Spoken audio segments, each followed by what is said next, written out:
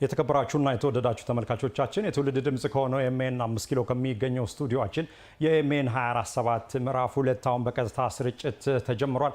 ተመልካቾች ከዳይሬክተራችን ሄኖክ ካሳውን ጋር በመሆን እንዲሁም ከመላው ስቱዲዮና የስርጭት ባለሙያዎች ጋር በመሆን ባልደረባዬ ኢየሩሳሌም ወሰንየለህ እኔም ተስፋው ነኝ ሰይድ እንዲሁም በምልክት ቋንቋ አማራ እያሌው አብረናችሁ እስከ 2 ሰዓት በተለያዩ ጉዳዮች የምንዘልቅ ነው የሚሆነው። አብራችሁን ትቆዩ ዘንድ የአክብሮት ግብዣችን ነው።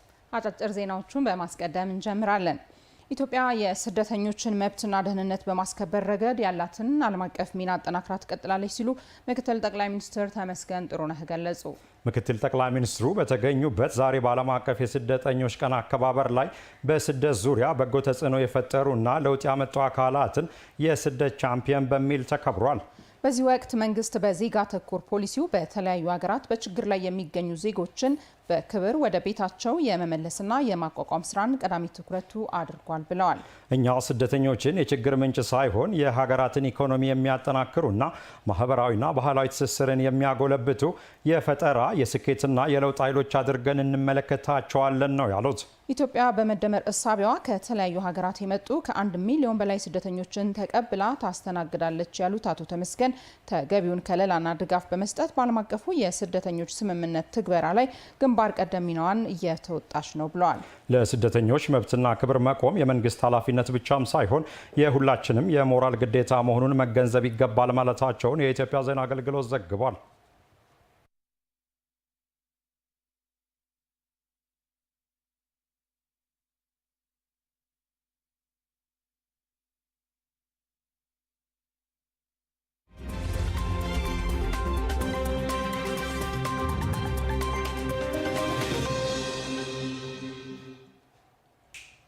ተመልካቾች በዝርዝር ወደምንመለከታቸው ጉዳዮች እናልፋለን።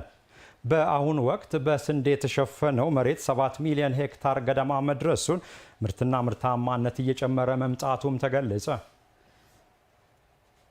የኢትዮጵያን የስንዴ ትራንስፎርሜሽን ጉዞ የሚያሳይ ፊልም ለእይታ የበቃ ሲሆን በግብርና መስክ መሰማራት የሚፈልጉ ዜጎችን በዲጂታል ስርዓት ለማሰልጠን የሚያስችል መርሃ ግብርም ይፋ ሆኗል። ሰብስቤ ባዩ ዝርዝሩን ይዟል።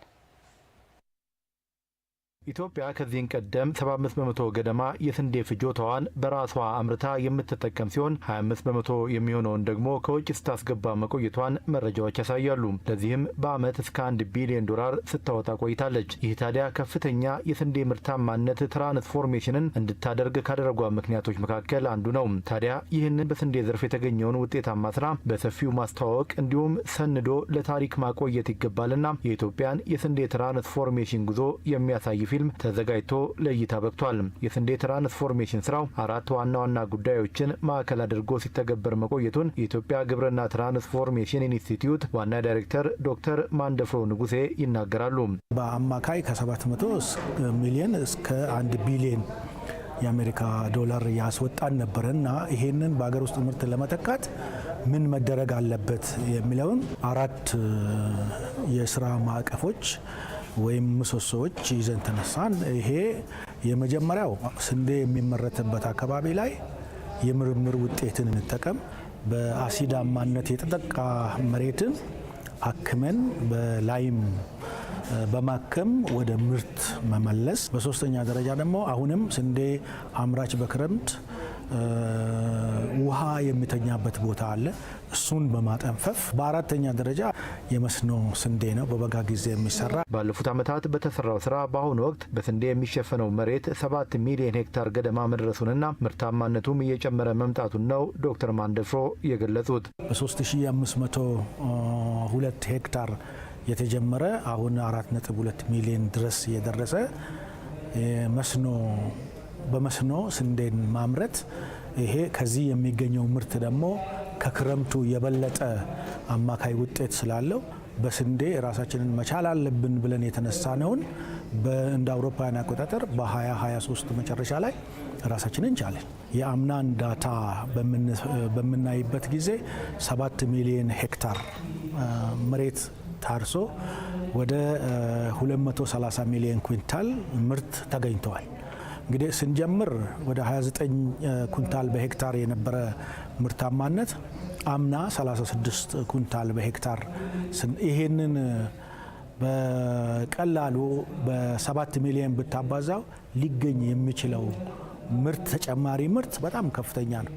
ይህንን ወደ 45 ማድረስ ነው ትልማችን። በስንዴ ምርታማነት ማሻሻል ዙሪያ የተሰራው ስራ በምግብ ራስን ከማስቻል ባለፈ እንደ ሀገር አንገታችንን ቀና እንድናደርግ የሚያደርገን ነው ብለዋል ዋና ዳይሬክተሩ። የተዘጋጀው ፊልምም ይህንኑ የሚያሳይ መሆኑን በመግለጽ ተረጂ የነበርን ሰዎች እርዳታውም ደግሞ በብዛት ስንዴ ላይ ያተኮረ ስንዴው ምን ይሁን ምን ስንዴ እየመጣ ያለ ራሳችንን እንችለን ወደ ኤክስፖርት ስንደረደር ዓለም ላይ ትልቅ ድምታ አለው። ለኛም ደግሞ ትልቅ ሳቲስፋክሽን አለን። እንደ ዜጋም ዜጎቻችን የሰው እጅ እንዳያዩ ኢቭን የሚረዳ ሰው አገር ውስጥ እንኳን ቢኖር በራስህ ምርት የምትረዳው ይሆናል ማለት ነው። እንደ ሀገር ቀና ብለህ እንድትሄድ ያደርጋል። በሌላ በኩል በግብርና መስክ መሰማራት የሚፈልጉ ዜጎችን በዲጂታል ስርዓት ለማሰልጠን የሚያስችል መርሃ ግብርም በኢትዮጵያ ግብርና ትራንስፎርሜሽን ኢንስቲትዩት በኩል ይፋ ሆኗል። በኢትዮጵያ ግብርና ትራንስፎርሜሽን ግብርና ተኮር የወጣቶች ስራ ዕድል ፈጠራ ፕሮግራም ዳይሬክተር አቶ ኃይሌ ዴሬሳ መርሃ ግብሩ ቴክኖሎጂ መሰረት ያደረገና ለወጣቶች አመቺ የሆነ ነው ብለዋል። ፕላትፎርሙ ወጣቶች ለቴክኖሎጂ ቅርብ ከመሆናቸው አንጻር ለነሱ አመቺ በሆነ መልኩ የክህሎት ስልጠናዎች ፕራክቲካል ወይ ደግሞ ተግባር ተኮር የሆኑ ተቀርጾ እዛ ፕላትፎርም ላይ ተዘጋጅቶ ወጣቶቹ በራሳቸው በሚመቻቸው ሁኔታ እዛ ላይ ገብተው ስልጠናዎቹን ወስደው ስልጠና መውሰድ ብቻ አይደለም ሰርቲፊኬት አግኝቶ የሚፈልጉት የግብርና ቢዝነስ ውስጥ እንዲሰማሩ ወይ ደግሞ እየሰሩ ያሉትን እንዲያጠናክሩ እንዲያስፋፉ የሚያግዝ ፕላትፎርም ነው። በስልጠናው መሳተፍ የሚፈልጉ አካላት ስልጠናውን በቴክኖሎጂ በመታገዝ በማንኛውም ቦታ ሆነው ከወሰዱ በኋላ እውቅና እንደሚያገኙ ተገልጿል። ከአዲስ ሚዲያ ኔትወርክ ኤምኤን በቀጥታ የሚተላለፍላችሁን ኤምኤን 24/7 ምዕራፍ 2 ነው በመከታተል ላይ ያላችሁ ተመልካቾች። ከኛ ጋር ስላላችሁ እናመሰግናለን። የኢፌዴሪ አየር ኃይል የኢትዮጵያን ሉዓላዊነት ከወረራ ጠብቆ የቆየ ብቻ ሳይሆን በተለያዩ ጊዜያት ከህዝቡ ጎን በመሆን ህዝባዊነቱን በተጨባጭ ያሳየ መሆኑን የአዲስ አበባ ከተማ ምክር ቤት አፈ ጉባኤ ወይዘሮ ቡዜና አልከድር ገለጹ። አየር ኃይሉ የተመሰረተበትን 90ኛ ዓመት ምክንያት በማድረግ ህዝባዊ የውይይት መድረክ በአድዋ ድል መታሰቢያ ተካሂዷል። ሪፖርተራችን ሀብታሙ ሙለታ በዚህ ጉዳይ ላይ ተጨማሪ ዘገባ አለ። በኢትዮጵያ የተቋማት ታሪካዊና እድሜ ጠገብ ከሚባሉት ተርታ በቀዳሚነት ይጠቀሳል የኢፌዴሪ አየር ኃይል። ተቋሙ ባለፉት 90 ዓመታት የኢትዮጵያ ነጻነት እንዲረጋገጥ ሉዓላዊነቷም እንዲከበር የአንበሳውን ድርሻ ተወጥቷል። ይህ አንጋፋ ተቋም 90ኛ ዓመቱን ምክንያት በማድረግ የተለያዩ መድረኮችን እያካሄደ ይገኛል። የዚሁ አካል የሆነው ህዝባዊ የውይይት መድረክ በአዲስ አበባ ከተማ አድዋ ድል መታሰቢያ ተካሂዷል። በዚህ ወቅት መልእክት ያስተላለፉት የአዲስ አበባ ከተማ ምክር ቤት አፈ ጉባኤ ወይዘሮ ቡዜና አልከድር የኢፌዴሪ አየር ኃይል የኢትዮጵያ ሉዓላዊነት ከወራሪ ጠብቆ ያቆየ ብቻ ሳይሆን በተለያዩ ጊዜያት ከህዝብ ጎን በመሆን ህዝባዊ ወገንተኝነቱን በተጨባጭ ያሳየ ነው ብለዋል። የኢትዮጵያ አየር ኃይል ከአፍሪካ ቀደምትና ከስመ ገናና አየር ኃይሎች አንዱ ሆኖ የኢትዮጵያ ሉዓላዊነት ከወራሪ ኃይል ጠብቆ የቆየ ተቋም ብቻ ሳይሆን በተለያዩ ሰው ሰራሽና የተፈጥሮ አደጋ ሲከሰትም ለወገኑ ፈጥኖ ደራሽና ታዳጊ ሰብአዊነቱን ወሰን የሌለው ከራስ በላይ ሀገሩንና ወገኑን የሚያስቀድም ሰራዊት ስብስብ የሆነ ተቋም ጭምር ነው። የኢፌዴሪ አየር ኃይል ምክትል አዛዥ ሜጀር ጀነራል ነገራ ሌሊሳ የኢፌዴሪ አየር ኃይል በሀገሪቱ ውስጥ ከሚገኙ እድሜ ጠገብ ተቋማት ውስጥ አንዱ መሆኑን ገልጸው በእነዚሁ ዓመታት በተለያዩ ውጣ ውረዶች ውስጥ አልፏል ብለዋል። ተቋሙን በ2030 ከአፍሪካ ቀዳሚ አየር ኃይል ለማድረግ በትኩረት እየተሰራ መሆኑን የገለጹት ምክትል አዛዡ የ90ኛ ዓመት ክብረ በዓሉ ተቋሙን ለመዘከርና ከሪፎርም ወዲህ የደረሰበትን ደረጃ ለዜጎችና ዓለም አቀፍ ማህበረሰብ ማሳየትን ታሳቢ ያደረገ መሆኑን ተናግረዋል። ለኢትዮጵያ ነጻነትና ሉዓላዊነት የተከፈለውን ለመዘከር ነው። ሁለተኛው አሁን ተቋማችን እንደ የትኛውም ተቋም ከሪፎርሙ ወዲህ የደረሰበትን ደረጃ ህዝባችን፣ ማህበረሰባችን፣ የዓለም አቀፍ ማህበረሰብ የኢትዮጵያ ህዝብ እንዲገነዘብ እንዲረዳ ነው። ሶስተኛ ራዕይ 2030 ከአፍሪካ ቀዳሚ አየር ኃይል ቀዳሚ የአቪዬሽን ተቋም ለመሆን እየሰራቸው ያሉ ስራዎችን ለማሳየት ነው። የመድረኩ ተሳታፊዎች በበኩላቸው ለኢፌዴሪ አየር ኃይል ያላቸውን ድጋፍና አጋርነት በመግለጽ ተቋሙ የኢትዮጵያን ብሔራዊ ጥቅም ለማረጋገጥ እያደረገ ያለውን ጥረት አድንቀዋል። በየትኛውም ቦታ ላይ ማሸነፍ በስተቀር መሸነፍ ዕጣ የማያውቀው የኢትዮጵያ አየር ኃይልና የኢትዮጵያ መከላከያ ምን ጊዜም የኢትዮጵያ ቀልብና ዓይን ናቸው። እናንተ ለአየር ኃይላችን እድሜ ጤና ይስጠው፣ ለመከላከያችን እድሜ ጤና ይስጠው።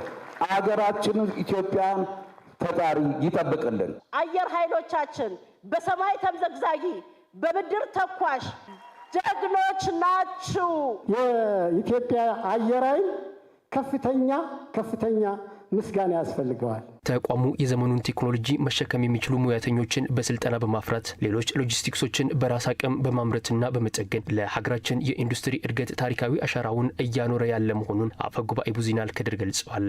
የዘመኑ ቴክኖሎጂ መሸከም የሚችሉ ሙያተኞችን በስልጠና በማፍራት ሌሎች ሎጂስቲኮችን በራስ አቅም በማምረትና በመጠገን ለሀገራችን የኢንዱስትሪ እድገት ጭምር ታሪካዊ አሻራውን እያኖረ ያለ የሀገር ሀብት የሆነ ተቋም ጭምር ነው። 9ኛው የኢፌዴሪ አየር ኃይል የምስረታ በዓል ላይ የተለያዩ ሀገራት የሚሳተፉበት የአየር ላይ ትርኢት፣ የአፍሪካ አየር ኃይል አዛዦች ኮንፈረንስና የአቪዬሽን ኤክስፖ እንደሚካሄድ ተመላክቷል። ተመልካቾች የኤምኤን 24/7 ምሽታችን እንደቀጠለ ነው። አምራች ኢንዱስትሪዎች በጥራትና በብዛት ምርቶችን ማምረት እንዲችሉ የፋይናንስ ተቋማት ሚና የጎላ መሆኑን የአዲስ አበባ ከተማ ምክትል ከንቲባና የኢንዱስትሪ ቢሮ ኃላፊ አቶ ጃንጥራር አባይ ገለጹ። ቢሮው ከፋይናንስ ተቋማት አመራሮችና ከአምራች ኢንዱስትሪ ባለቤቶች ጋር ምክክር አድርጓል። ቴዎድሮስ ይሳ ዝርዝር አለው።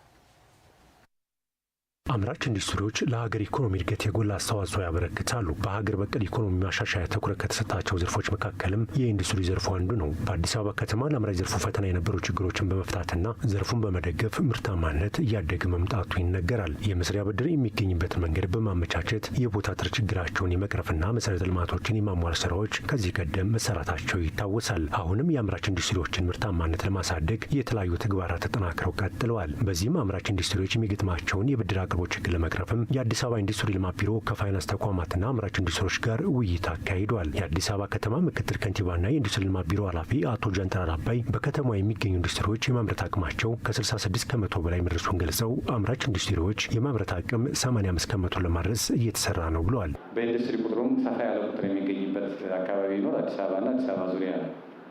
እነዚህ ኢንዱስትሪዎች አሁን ላይ የማምረት አቅም አጠቃቀም ልኬታቸው ከፍ እያለ መጥቷል። መድረስ ካለበት ግን አልደረሰም። ምክንያቶቹ ብዙ ናቸው።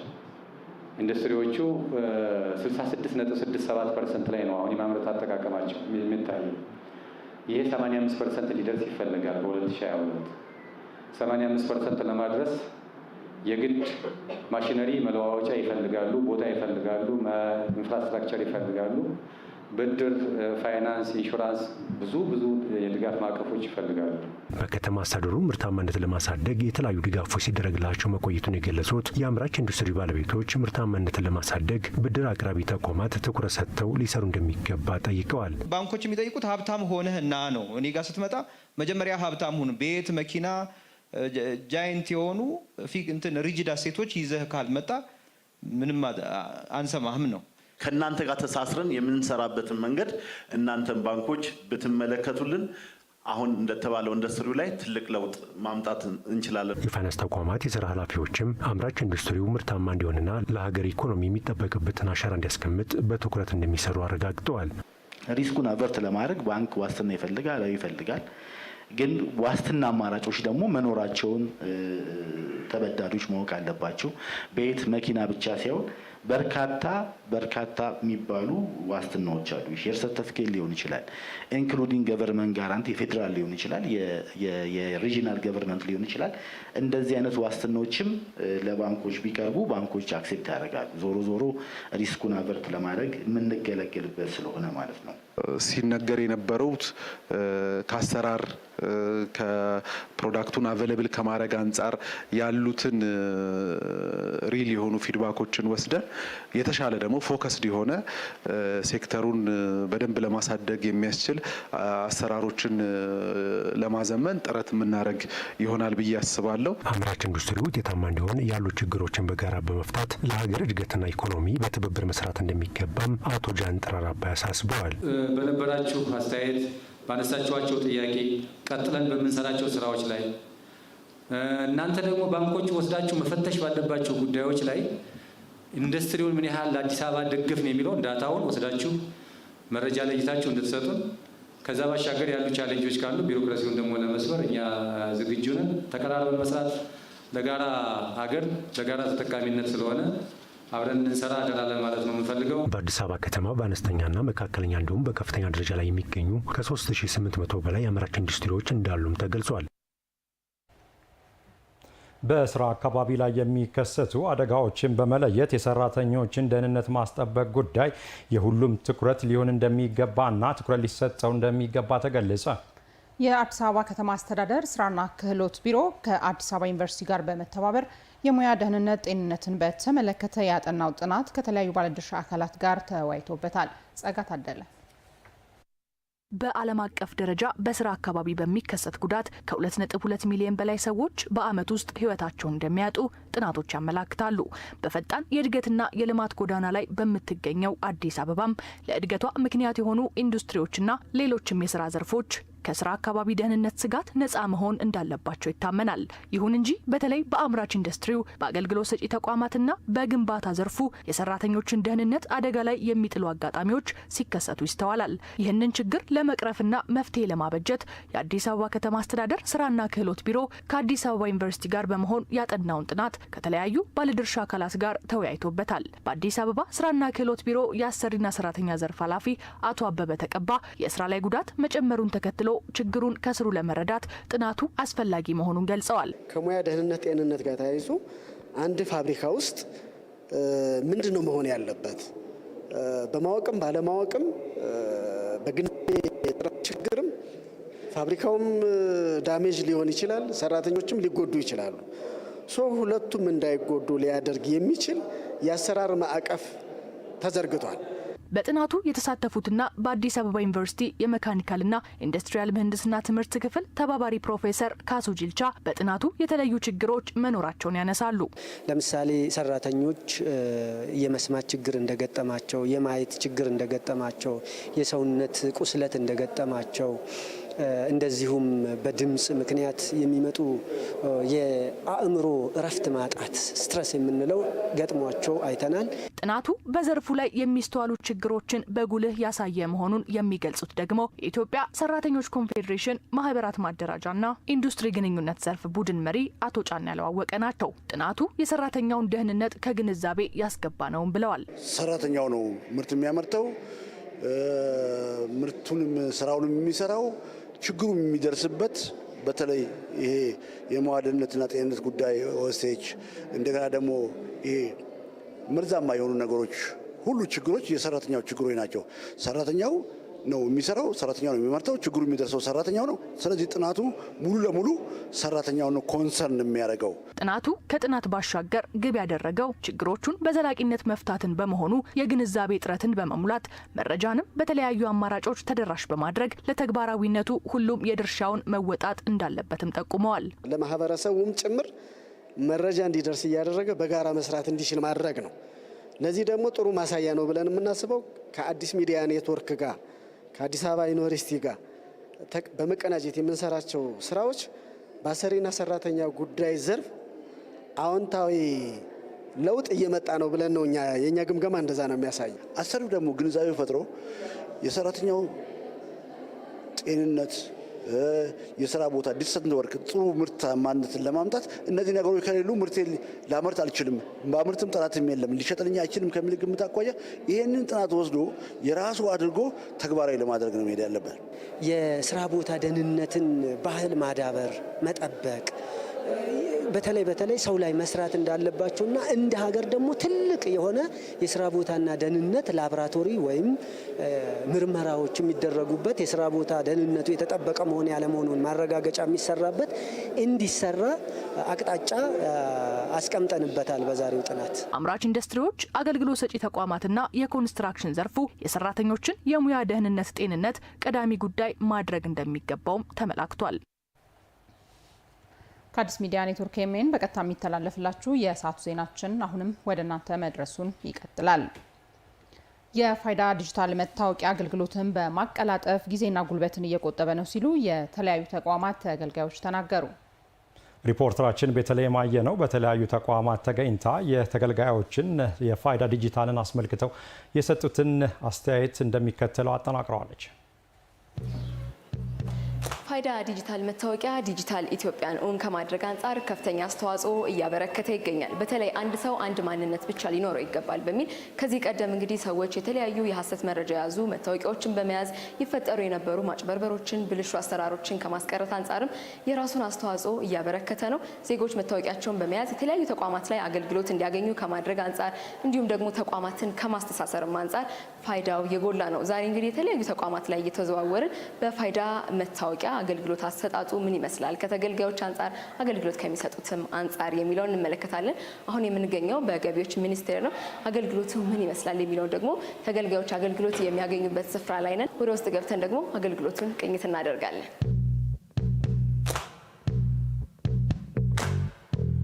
እንዴት ዋላችሁ? ደህና ናችሁ? እንዴት ነሽ? ስራ እንዴት ነው? ቆንጆ ነው ይመስገን። እሺ፣ ቤዛዊት እባላለሁ።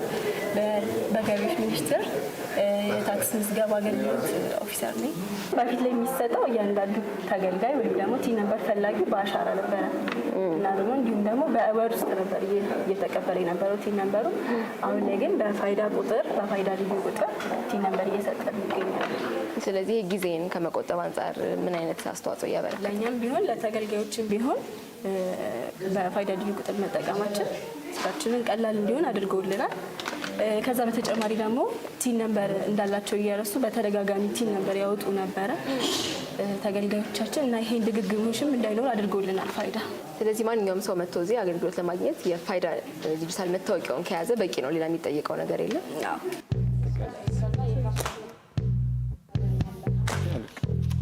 ዛሬ የመጣሁት ፐርሰናል ቲን ነምበር ለማውጣት ነው። አሁን ሁሉም የውጭ ዜጋ ቲን ነምበር እንዲያወጡ ስለታዘዝን ለዛኛ ድርጅት ሰራተኞች ሁሉም እንዲያወጡ ለዛ ነው እዚህ የመጣሁት። እሱን ለማውጣት ነው የመጣሁት። አዎ ፋይዳ ያው በፊት ቢሆን ያው ፐርሰናል ቲን ነምበር ስናወጣ ባለቤቱ ራሱ ፐርሰናል መጥቶ አሻራ ይሰጣል። አሁን ግን ዲጂታል አይዲ ስላለው እሱን በመጠቀም ከሱ ላይ ነው የሚወስዱትና ከኛ የሚጠበቀው የዲጂታል አይዲውን ብቻ ማምጣት ነው። ስለዚህ አንዴ ብቻ ነው ዲጂታል ለማውጣት ነው የሚመጡት እንጂ ቲን ነምበር ለማውጣት ግዴታ ራሱ መምጣት ግዴታ የለበትም። ዲጂታል አይዲም ብዙ ቦታ እንጠቀምበታለን። ብቻ አሪፍ ነው።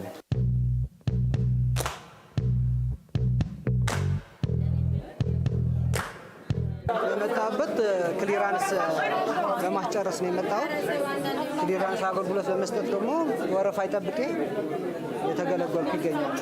ፋይዳ መታወቂያ አው ግዴታ እጠቀምበታለሁ። በሄድኩበት እዚህ ብቻ ሳይሆን ባንክም ቢሄድም ቴሌም ማንኛው ነገር የፋይዳ ደግሞ አድቫንቴጁ ሙሉ ኢንፎርሜሽን ስላለ በቀላሉ ለከስተመር ጊዜ ይቆጥባል።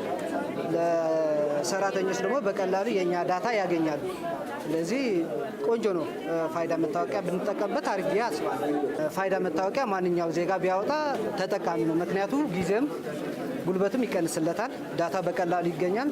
ስለዚህ ሁላችን ፋይዳ መታወቂያ ብንይዝ ተመራጭ ነው ያስባል። ፋይዳን ከቲን ነምበር ጋር እያስተሳሰርን እንገኛለን። ግን በአሁኑ ሰዓት ኦንላይን ላይ ግብር ከፋዩ ራሱ እያጣምር እያመጣ ባለበት ታይም ላይ እኛ መስሪያ ቤት ደግሞ የኮንፈርም ማድረግ ስራ ነው የሚሰራው። ኮንፈርሜሽን እያደረግ ፋይዳን ኦንላይን ላይ ማለት ቦርድ ላይ የፋይዳ አድራሻን በጎግል ማንኛውም ግብር ከፋይ በያዘው እጁ መሰረት በእጁ ላይ ባለው ስልክ አጣምሮ ይመጣል፣ ኮንፈርም አድርጎ ይመጣል። አድራሻውን ደግሞ በየቦርዱ ለጥፈናል። ፋይዳ ቁጥር ድሮ እኛ አሁን አሻራ ራሳችን ነበር የምናነሳው። አሻራ አንስተን ፎቶ አንስተን ነበር ቲን አገልግሎት የምንሰጠው።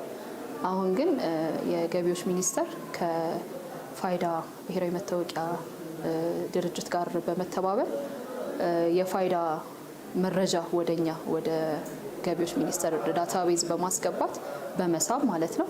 በሱ ነው አሻራ ቲን የምንሰጠው ያለ ነው። አዳዲስ ቲኖችን ቀድሞ የነበሩ ቲኖችን ደግሞ ሳይተሳሰር የትኛውም አይነት ክሊራንስ መስጠት ስለቆመ ለሱም ተመሳሳይ መሆኑን አሻራ ከዚህ በፊት የወሰዱት የተነሱትና አሁን ከፋይዳው ጋር ያለው ፎቶና አሻራ እያቀናጀን እያስተናገድን ነው። ተመልካቾቻችን በዛሬ ቅኝታችን ፋይዳ ዲጂታል መታወቂያን በመጠቀም ተገልጋዮች አገልግሎትን ባጠረ ጊዜ እንዲያገኙ እንዲሁም ለአገልግሎት ሰጪዎችም የተሻለ የተሳለጠ አገልግሎት ለመስጠት እንዳስቻላቸው በቅኝታችን ለመመልከት ችለናል። ተመልካቾች የትውልድ ድምጽ ከሆነው ኤምኤን 5 ኪሎ ከሚገኘው ስቱዲዮአችን የዕለተ ሐሙስ የኤምኤን 24/7 ምዕራፍ 2 እንደቀጠለ ነው። በአዲስ አበባ እየተከናወነ ያለው የኮደር ስልጠና የአዲሱን ትውልድ በዲጂታል ኢኮኖሚ ውስጥ ያለውን ድርሻ የሚያሳድግ ብሎም ለሀገራችንም በዲጂታል ቴክኖሎጂ ትራንስፎርሜሽን እውን ማድረግ የሚያስችል መሆኑ ተገለጸ። ሪፖርተራችን ታምሩ ደምሴ የ5 ሚሊዮን ኮደርስ ስልጠና ወስደው የተለያዩ የፈጠራ ስራዎችን እያከናወኑ ከሚገኙ ወጣቶች ጋር ቆይታ አድርጓል። አብረን እንከታተለው።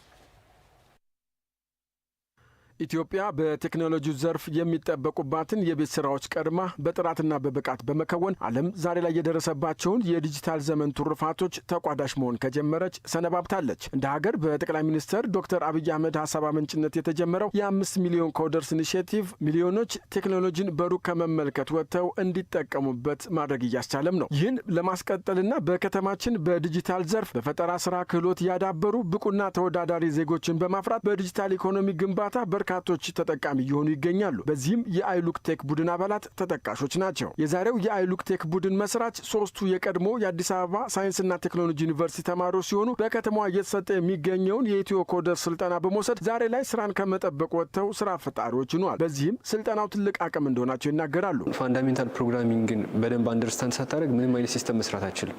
ስለዚህ መጀመሪያ ይህን ኮርስ ከወሰድን በኋላ በራሳችን አስፍተነዋል። ለዚህ ለስታርታፕ እሱ ነው ዋናው ሀሳብ መነሻ ማለት ነው።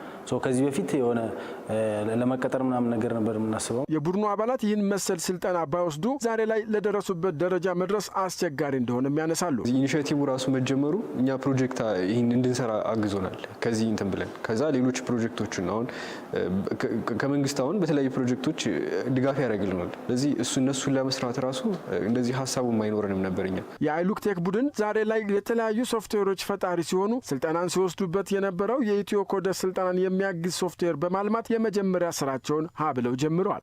ኢትዮ ኮደርስ ማኔጅመንት ሲስተም ነው የሚባለው። የሚሰራው ለሁለት እንክፈለውና የሚሰራው ማለት ነው። አንደኛ ከሰርቲፊኬሽን ምዝገባ አንጻር ነው። አንደኛው ደግሞ ከግንዛቤ ሲፈጥሩ ምን ያክል በእውነታ ግንዛቤ ፈጥረዋል ለሰዎቹ የሚለውን ነው የሚይዘው ማለት ነው። አሁን ከአዲስ አበባ ጀምረናል። ሲስተሙ ከፍ ብናደርገው እንደ ሀገር መስራት የሚችል ነው። የሀገር መረጃ ኦርጋናይዝ ኦርጋናይዜሽን ነው። አሁን ኮሚኒቲው ምንድነው? ለምሳሌ 4ቱን ሰርቲፊኬት የያዘ ሰው ስጡኝ፣ ይህን ያክል ሰው ስጡኝ ቢባል ከየትም ልታመጣ አችልም። ሰዎችን ጠርተ ወይ ሶሻል ሚዲያ ላይ ያስተዋወቀ ነው። እዚህ ጋር ግን ምን አለ? ኢሜይላቸው አለ። ስለዚህ በአንድ 4ቱን ብቻ የመረጡ የወሰዱ ብለ በቃ በአንድ ክሊክ ብቻ ኢሜይል ትልክላቸው አለ። ስልካቸውም ስላለ በኤስኤምኤስ ልክላቸው እነሱን ኮንታክት ማድረግ ይቻላል ማለት ነው። በከተማዋ የአይሉክ ቴክ ቡድን መሰል በርካታ ኮደርሶችን እያፈራ እንደሚገኝ የነገሩን አዲስ አበባ ከተማ የኢኖቬሽንና ቴክኖሎጂ ልማት ቢሮ ኃላፊ አቶ አዋሌ መሐመድ በዚህ የኤአይ ዘመን ከቤተ ተመልካችነት ተላቀን በተለይም ወጣቱ ተጠቃሚ የሚሆንበትን እድል መፍጠር መጀመሩን ገልጸዋል። ወጣቱ በተለይ ተጠቃሚ ብቻ ሳይሆን አልሚ የሚያለማበት ሶፍትዌሮችን የሚያለማበት ለሌላው ዓለም ደግሞ ክፍት ራሱን አድርጎ የዓለም ንግድ ውስጥ ገብቶ ያንን ተጠቅሞ ብዙ ስራዎችን እንዲሰራ ነው ከኮዲንግ ጋር።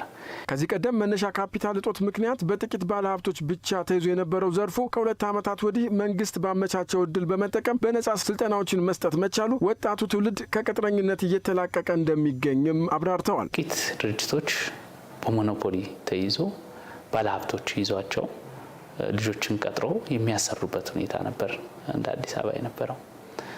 አሁን ግን ላለፉት 2 ዓመታት የታየው ምንድነው? ወጣቶች ትንሽ ለምን መነሻ ካፒታል ስለማይኖራቸው በፊት አይደፍሩም ነበር። ደግሞ ይህንን ስልጠና ለመሰልጠን ለአብነት ያህል ከሚሰለጥኑት ኤአይን ለመሰልጠን አሁን ከተፈለገ $3000 ነው የሚጠይቅ። ወጣቱ በነፃ እንዲጠቀም በጣም ትልቅ እድል ነው። በጣም ትልቅ እድል ግንዛቤው ሲኖር ጊዜ ደግሞ መሰረት ነው የተገነባው ማለት ነው። ሀገራችን በቴክኖሎጂ ትራንስፎርሜሽን ማሳደግ የቴክኖሎጂ ትራንስፎርሜሽንን ለማሳደግ ይረዳናል ማለት ነው። በዘርፉ ለፈጠራ ምቹ ሁኔታዎችን መፍጠር፣ ወጣቱ ትውልድ በዲጂታል ኢኮኖሚ ውስጥ ተሳታፊና ተጠቃሚ ማድረግ እንዲሁም ዘርፉን እንደ አንድ አዲስ የስራ ዕድል አማራጭ ማድረግ የሚያስችሉ ተግባራት ልዩ ትኩረት ተሰጥቷቸው እየተከናወኑ እንደሚገኝም ለመመልከት ተችሏል። የሸማቾች ህብረት ስራ ማህበራት ከሪፎርም ወዲህ የዘረጉት ዘመናዊና ቀልጣፋ አሰራሮች የሚበረታቱ መሆናቸውን በአዲስ አበባ ምክር ቤት የንግድ ኢንዱስትሪና ቱሪዝም ጉዳዮች ቋሚ ኮሚቴ አስታወቀ። ቋሚ ኮሚቴው የተለያዩ የሸማቾች ህብረት ስራ ሱቆች ላይ ምልከታ አድርጓል። ዝናሽ ሞዲ ተጨማሪ አላት። በአዲስ አበባ ከተማ የሚገኙ የሸማቾች ህብረት ስራ ማህበራት አገልግሎት አሰጣጣቸውን እንዲያዘምኑ ባለፉት 2 ዓመታት የሪፎርም ስራ መከናወኑ ይታወሳል። በዚህም ቁጥራቸው ከፍተኛ የሆኑ የህብረት ስራ ማህበራት አገልግሎት አሰጣጣቸውን ማዘመን ላይ ይገኛሉ። የአዲስ አበባ ምክር ቤት የንግድ ኢንዱስትሪና ቱሪዝም ቋሚ ኮሚቴ አባላትም አገልግሎት አሰጣጣቸውን ማዘመን የጀመሩ የሸማቾች ህብረት ስራ ማህበራትን ምልከታ አድርጓል። የቋሚ ኮሚቴው አባላት ባደረጉት ቅኝት በህብረት ስራ ማህበራቱ ላይ በተከናወነ የሪፎርም ስራ አሰራራቸውን በማዘመን ረገድ አበረታች ውጤት አስመዝግበዋል ብለዋል። ከዚህ በፊት ስለ ህብረት ስራ ሸማቾች ህብረት ስራ ማህበራት የምናየው የምንሰማው የነበርነው ነገር የለወጠ ሪፎርሙ በተግባር መሬት ላይ የወረደ መሆኑ ያየንበት ነው።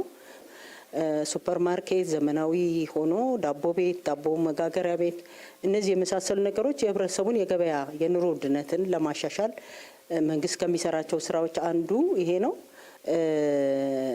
ምግብ፣ ጥራት ያላቸው እቃዎች እና የንጽህና መጠበቂያዎችም ጭምር ለአገልግሎት እየቀረቡለት መሆኑን አይተናል። አሰራራቸውን አይተናል። ሲስተሞችን አይተናል።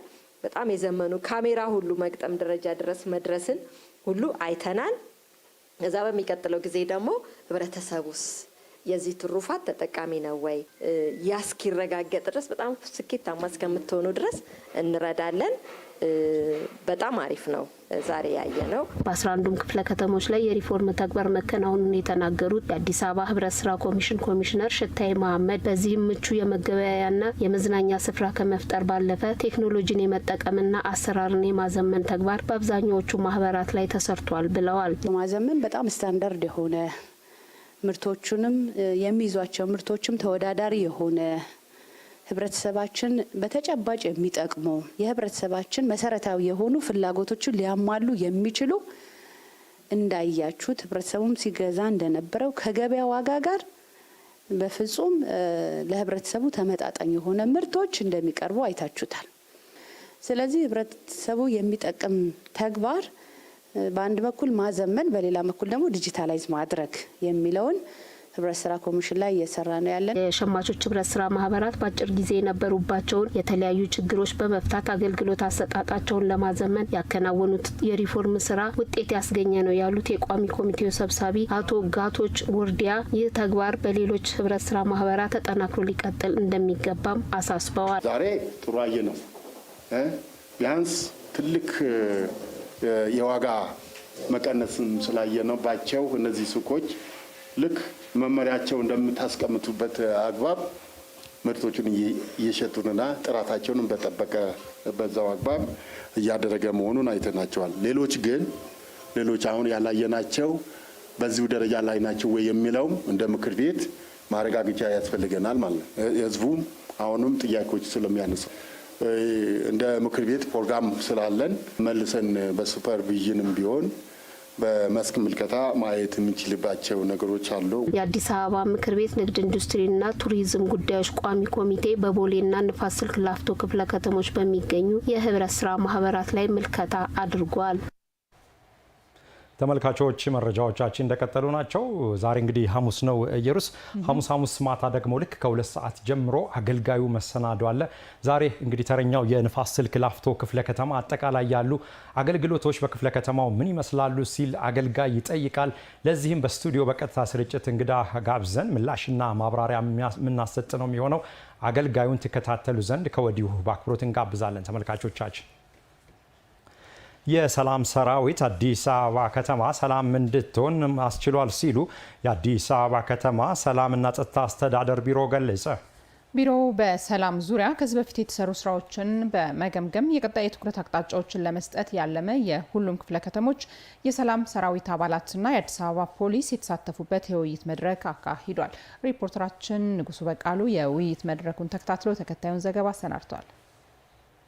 አዲስ አበባ ሰላም የሰፈነባትና ሁሉም በተረጋጋ ሁኔታ የሚሰራባት እንዲሁም የሚኖርባት ከተማ እንድትሆን በማስቻል ረገድ የሰላም ሰራዊት አባላት የማይተካ ሚናቸውን እየተጫወቱ ይገኛሉ። ይህንኑ ተግባር አጠናክሮ ለማስቀጠል የአዲስ አበባ ከተማ ሰላምና ጸጥታ አስተዳደር ቢሮ በሰላም ዙሪያ ከዚህ በፊት የተሰሩ ስራዎችን በመገምገም የቀጣይ የትኩረት አቅጣጫዎችን ለመስጠት ያለመ የሁሉም ክፍለ ከተሞች የሰላም ሰራዊት አባላትና የአዲስ አበባ ፖሊስ አባላት የተሳተፉበት የውይይት መድረክ በቦሌ ክፍለ ከተማ አካሂዷል። የውይይት መድረኩን በንግግር የከፈቱት የተካፈቱት የአዲስ አበባ ከተማ ሰላምና ጸጥታ አስተዳደር ቢሮ ምክትል ቢሮ ኃላፊና የህዝብ አደረጃጀት ዘርፍ ኃላፊ አቶ ፍስሐ ጥበቡ የሰላም ሰራዊት ከመደበኛው የጸጥታ ኃይል ጋር በመሆን የአዲስ አበባን ሰላም በማስጠበቅ ረገድ የሰራው ስራ የማይተካ መሆኑን ተናግረዋል። በዚህም የሰላም ሰራዊት አዲስ አበባን ሰላማዊ ከተማ እንድትሆን አስችሏል ብለዋል።